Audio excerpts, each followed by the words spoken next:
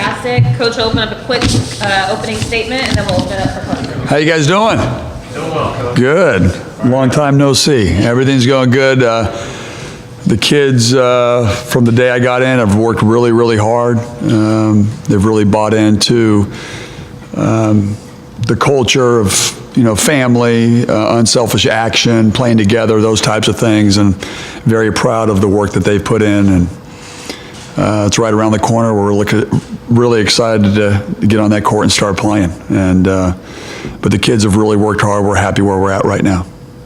Do you have a feel for how good you're going to be, how competitive you're going to be? That's kind of what people want to know. I think the biggest thing is we've really focused on how we're going to do day to day, the process of getting better. And that's, the standard of excellence every day. And so, everybody here is learning a new system. A lot of the players, they end up being freshmen again because they're learning, from our zone to our press to how we're going to play offensively, defensively.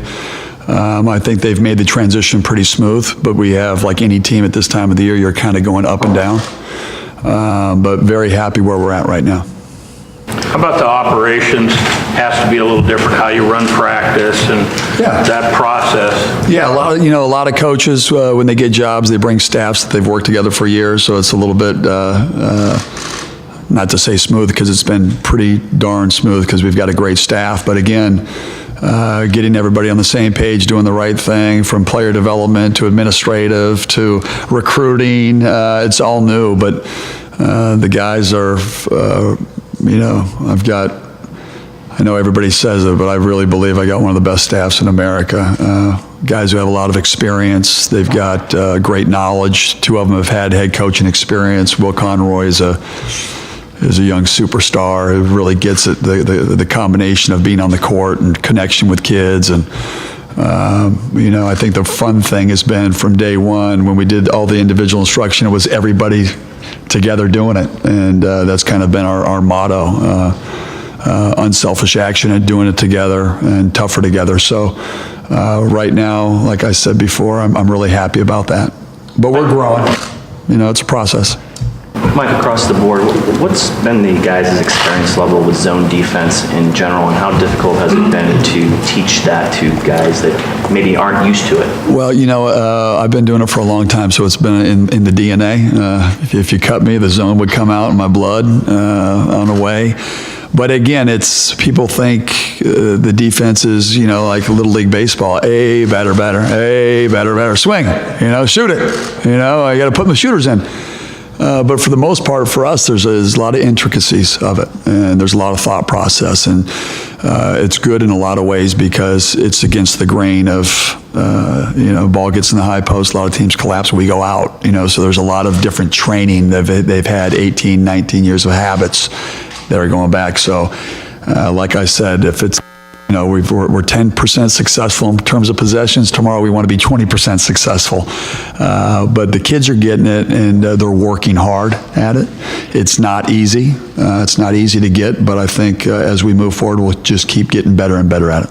Do you think you have the players to fit your sort of system, or do you have to tweak it a little bit? Yeah, I think, I was really excited. I go back to, you look at the length and athleticism, very similar. You look at a guy like Matisse Thybulle and Dominic Green, their length, their 7-foot wingspans.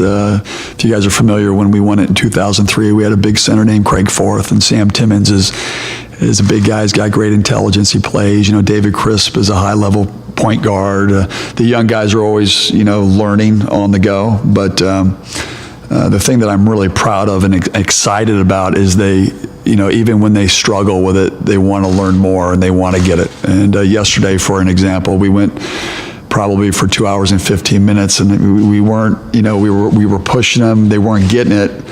They were tired. They were exhausted. And the last 20, 25 minutes was the best defensive stuff that we've done all year, where they were, the teaching part of it. And, there's different situations, but like anything, you got to start by what? You got to start by crawling, and then you got to walk, and then you got to run, and then you got to sprint. And so, again, I think if you looked at our practices right now, I'm happy with the energy, the effort, but it's like the Dow Jones. It's you have your ups and downs. Mike, going back to your zone, can you talk a little bit more about it? It sounded like you said it's more of an attacking zone as opposed to where the offense comes in. Yeah. Well, we've talked about tempo. A lot of we say unrelentless attack. One of the things that we're going to do is we're going to control the tempo. So we've infused not only the zone being an aggressive, trapping type defense, but also we've messed around with full court and three-quarter court traps to try to control the tempo, where we just become unpredictable and we're controlling the tempo. That's always been my philosophy and something that we're going to bring here.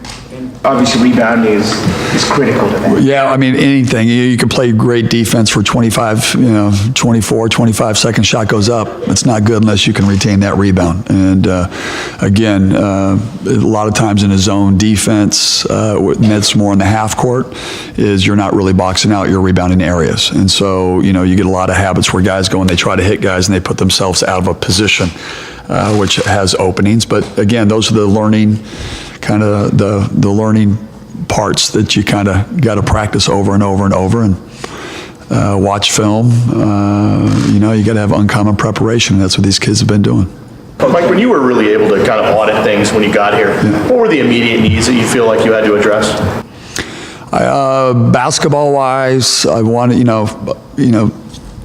defensively, at the end of the day, you look at the Pac-12, I always look at the Pac-12 numbers, and teams were shooting 49% from the field and 41% from the three-point line. Those have to improve.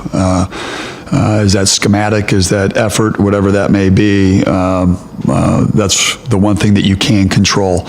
The player development's been a big part of what we brought here with what we're doing, and foul shooting. I mean, they come back to basic fundamentals. Some of your best players can't shoot 55% from the foul line or 56. They've got to be at higher percentages. And so, I look at free throw numbers. I look at, for instance, Matisse Thybulle is as talented as a player, I think, as there is in the country. And last year he averaged, I think it was 10.6 points per game. And in the Pac-12, he was one of the best three-point shooters in the league. Not only that, he was one of our best foul shooters. He shot 84%. The problem is that he went to the foul line less than one time per game. And so part of it was they became, it's almost like diagramming. Now, Matisse, if we can get you, because you're so athletic, to get in the middle of the paint, get some foul trouble. It puts, pressure on the defense, puts them into, you're in an attacking mentality. You're getting to the foul line. You're your best foul shooter. Sometimes the best shooters, if they haven't made a shot, the best part of their game is to do what? What do you tell them? Get to the foul line, go see it, go in, and then it changes the mindset. So that's one area that's more of an individual basis. But right there, if you end up going 6 or 7 times a game, just what he did last year, he could be at 15 or 16 points per game. You try to figure out how can we score 70 to 75 points per game, and who's going to do it. And that's been one of the processes that we've gone through strategically. Defensively, that's going to be our system, how we play it. But I think for the most part, the biggest concern always is with the new coach is the buy-in there. And from the beginning, I think our staff did a great job of really connecting with the kids, working with them, developing them, and getting them to stay. That was our first priority, and we were able to do that. But very happy with the guys. And also recruiting with personnel that you needed to address. What positions did you want to go? Well, listen, I'm big in everything that we do is fit and culture. You got to buy into your unselfish action. Like, you got to be part of wanting to be part of something bigger than yourself. And, the University of Washington has so many great attributes for academically, athletically, this and that. You want guys that want to be in here and want to win. They want to be part of something great. And then on top of that, you want guys to fit what you do.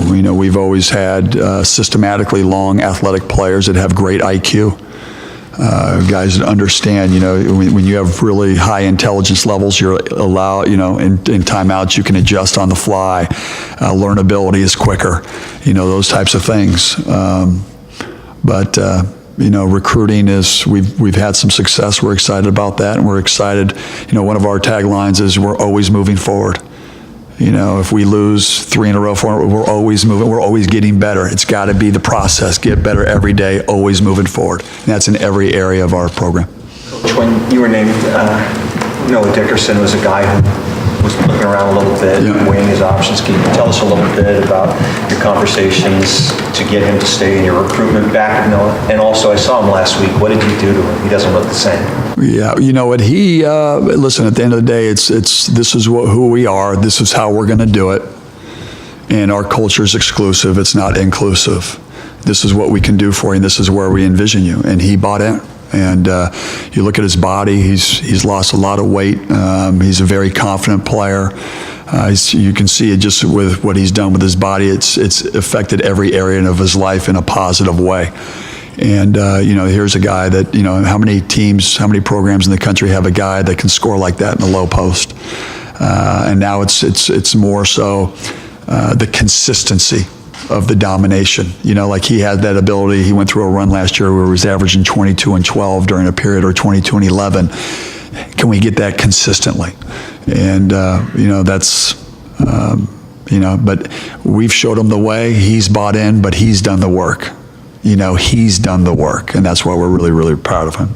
Players like him and some of the others, returning players, how much time did you spend, and are you still spending time looking at the good and the bad from last year, looking at individual players, how they played? Listen, at the end of the day, I told the guys, I said, this season's like an Etch-a-Sketch. Everything's earned. Whatever happened last year is last year. We're looking forward. We're always moving forward. And so, one of our things, I'm going to keep going back to our culture, but doesn't matter, get better. Doesn't matter, get better.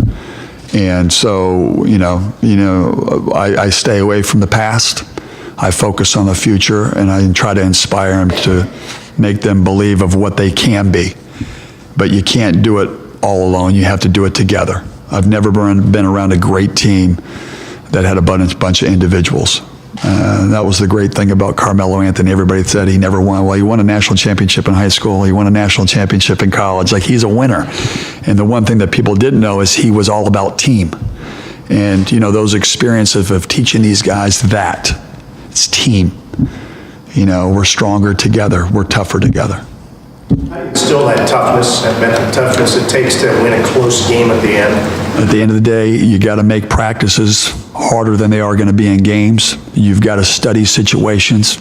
You got to keep practicing, moving forward. And it's one of those things, you can sit there and talk about offenses, defenses, strategy.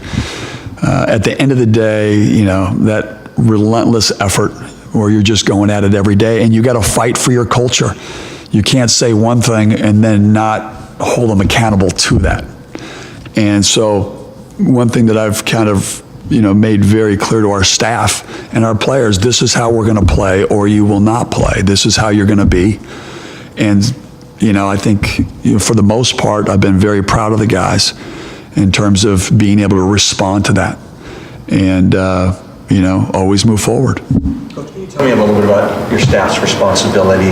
Who's responsible for what? Well, if anybody's been at practice, we broke it into, 3 groups. Coach Conroy has the guards, Coach Rice has the forwards, and Coach Dollar has the bigs. And we do it in units. They take a large role in our practice. Part of the implementation of our culture is our staff.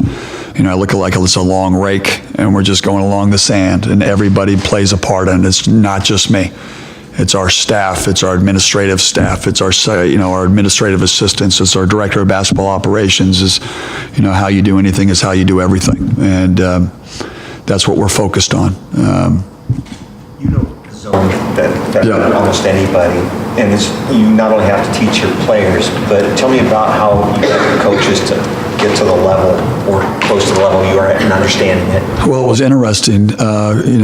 Coach Dollar, when he was at Seattle U, used to call me, and we'd have conversations about the zone, and he had played it a little bit at Seattle U. And, it's part of the thing. The great thing about coaching is, so many coaches learn from each other. I was lucky enough to work for Jim Boeheim, who, we had played. People have this misconception like, oh, we were just zone. I mean, we played a lot of man-to-man in our years there. We pressed a lot. The year we went to this Final Four, most recently, we played Virginia. We were down 16. We pressed them the last 9 minutes, won. We beat Gonzaga down 7 with 2.5 to go. We pressed a lot. We played a lot of pressure defense in the past. But the greatest thing about coaching is I've obviously had that DNA of knowing it and a different type of defense. And, Coach Rice, when you're a basketball guy and you've had that much experience, you adapt to it, you learn on the fly, but very quick. They've adapted really, really well. Coach Dollar, same thing. Coach Conroy, he was working with the guards yesterday, and it reminded me of me, 10 years ago teaching it when I first coached the guards. So they've adapted really well. They're studiers. We go in there and we watch. We've got clips in the past of what I've always felt like our best teams were defensively. Watched them, study them. We practice it every day. And, just like they learn from me on that end, I learn a lot from them on their end. David's never been a full-time point guard here. Granted, he's had a couple NBA guys in front of him.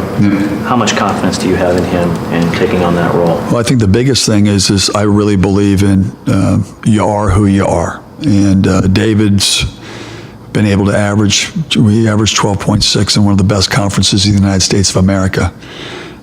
He's got a jump shot that's as good as anybody. What is a point guard? At Syracuse, we played Michael Benajay, who was a 3-man. He turned him into a point guard, and he made the NBA. David's responsibility for us is to lead us, which I think he's done a really good job. I think he's the guy who can be an extension of the coaching staff. He's a guy that, with his ability to score, it opens up a lot of different opportunities to play basketball, which is simple, like point guard or not. If I penetrate and I'm good enough to go by you, a guy helps, I make the kick. It's a simple play.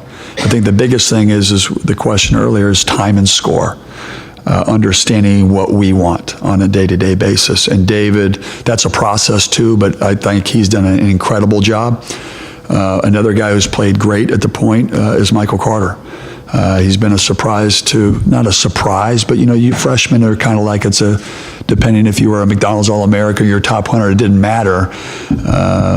1 year at Syracuse, Lawrence Moten was the 5th highest recruit, and he became the all-time leading scorer in the history of the Big East. So you never know, but I've been very impressed with his ability to set guys up for shots. He's got great size in the zone.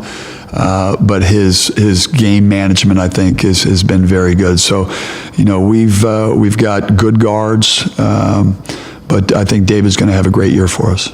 Can you also talk a little bit about the other newcomers besides Michael and what you expect from them? Well, I think Jalen Noel, been around this game a long time. He is a guy that he just knows how to put the ball in the basket, and he can do it against anybody.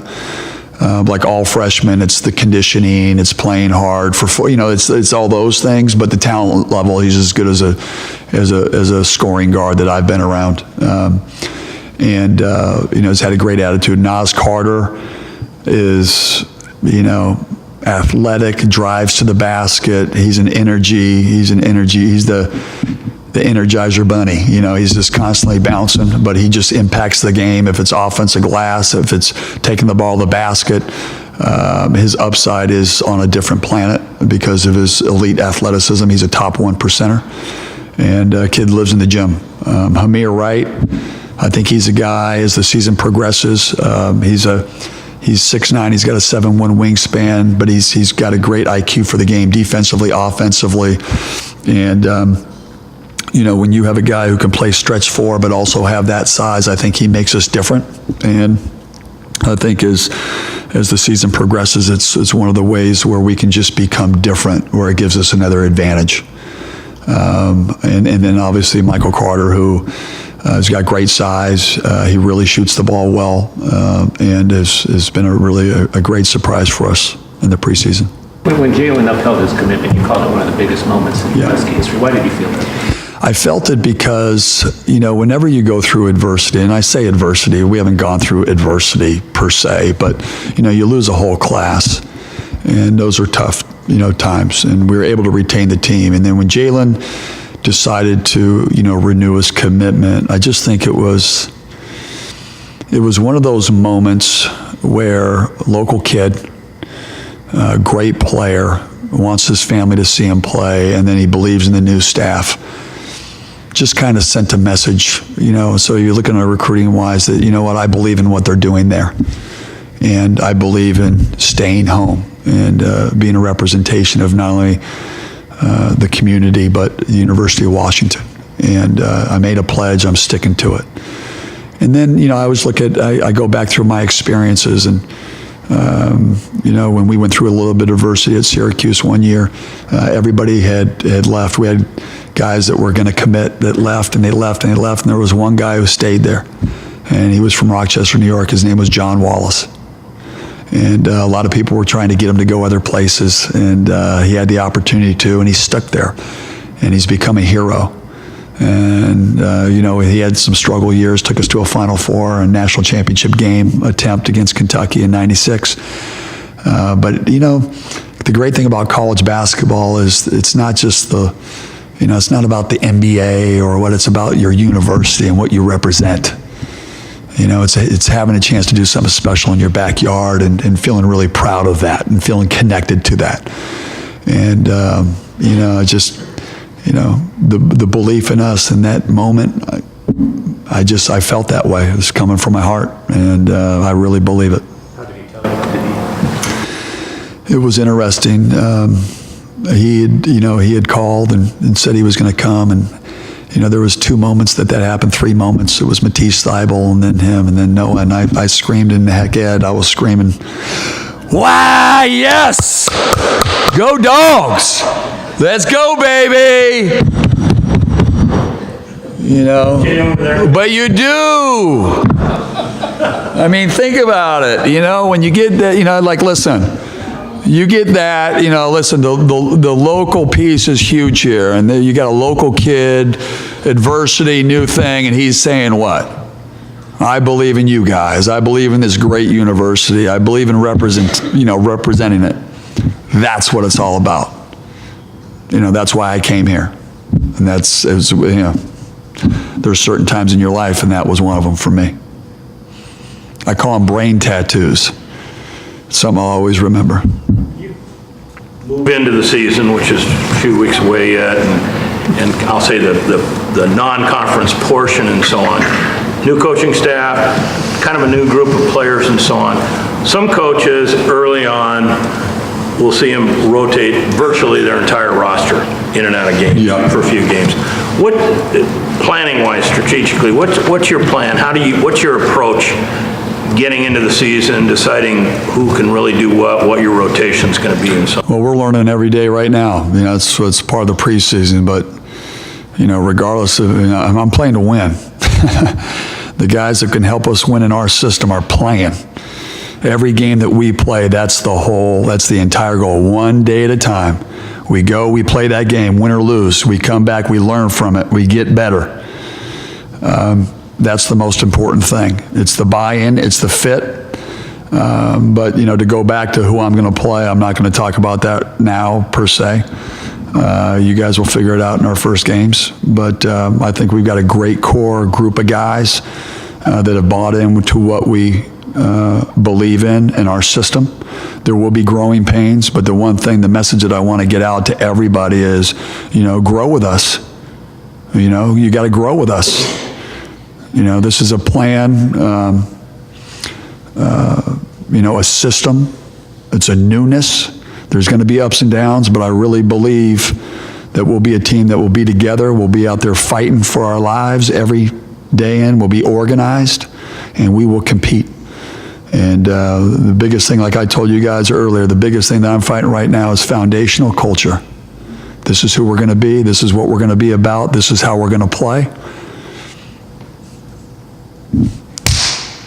Couple more for Coach. Biggest concerns going into season? Biggest concerns.